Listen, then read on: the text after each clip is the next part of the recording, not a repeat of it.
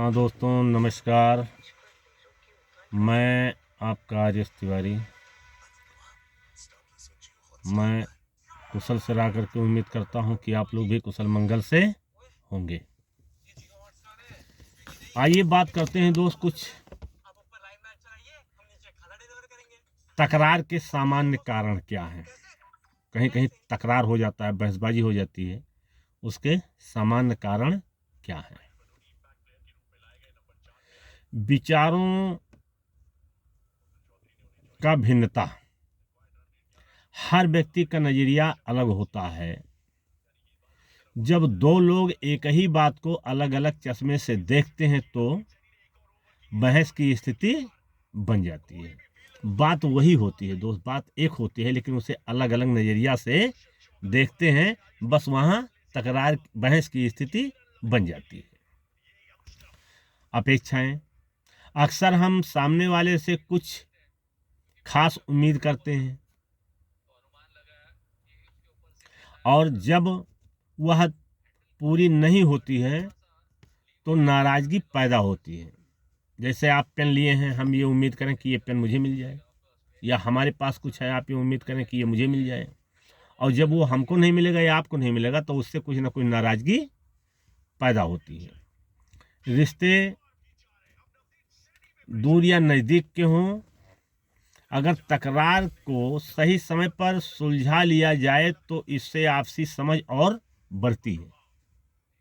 चाहे वो दूर के रिश्ते हों, चाहे आपसी के रिश्ते हों, नज़दीकी या मित्रता हो या भाईचारा हो, कहीं भी अगर बहस हो जा रहा है किसी चीज़ पर तो उसे सही वक्त समय पर सुलझा लेना ही बेहतर होता है।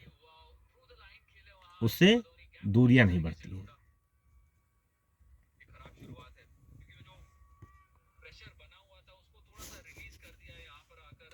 और लेकिन अगर इसे और खींच दिया जाए तो यह कड़वाहट का कारण बन जाती है। अगर इस बहस को और लंबा खींच दिया जाए दोस्त तो ये कड़वाहट के कारण बन जाते हैं।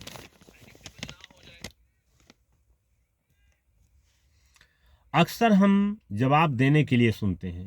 जैसे किसी की बात कोई हमसे कुछ कह रहा तो अक्सर हम उसे जवाब देने के लिए सुनते हैं, समझने के लिए नहीं। अगर सामने वाले की बात शांत से सुनी जाए तो आधी समस्या वहीं खत्म हो जाती है। सामने वाला कुछ कह रहा, अगर उसकी बात शांति प्रिय ढंग से सुना जाए तो आधी समस्या वहीं खत्म हो जाती है। अहंकार को किनारे रख दो। मैं सही हूं के बजाय हमारे लिए क्या सही है ये चीज सोचें आप। मैं सही हूं ये ना सोच करके हमारे लिए क्या सही है इस चीज को सोचा जाए। पर ध्यान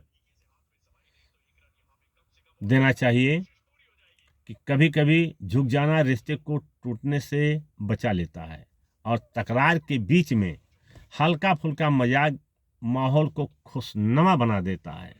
समझ गए? तो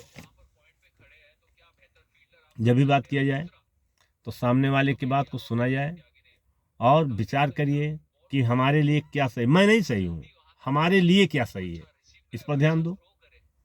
और अगर आपस में बातचीत हो रही है, मान लेते हैं बहस छिड़ गई, तो उसे उसी वक्त उसी समय जो है सुलझा लिया जाए बातचीत के जरिए। और बीच बीच में कुछ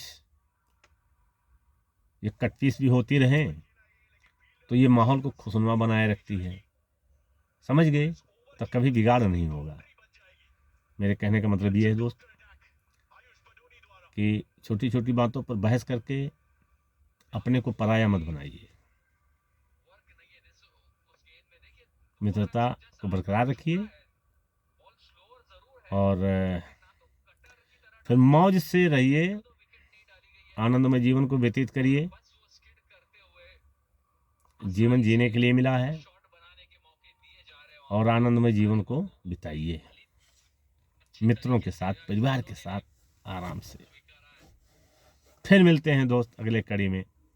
अगर वीडियो हमारी अच्छी लगी हो तो सब्सक्राइब करिए, फॉलो करिए